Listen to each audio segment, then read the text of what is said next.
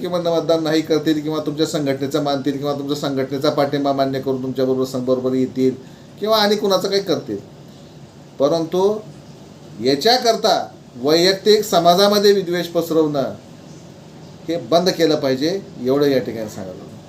विचारामध्ये मतभेद असते तर आता सगळ्याच्याच आहेत, माझ्या बी असतात, आणखी कुणाचे असतात.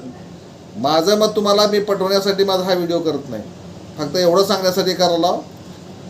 जर तुम्ही अरे म्हटलं तर मी 4 वेळेस कार्य म्हणणारा माणूस आहे, अरे का लक्षात.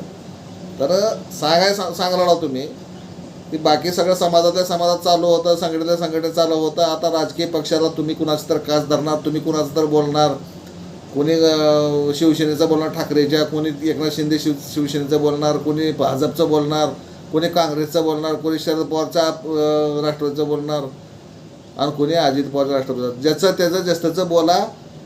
तू का बोलला,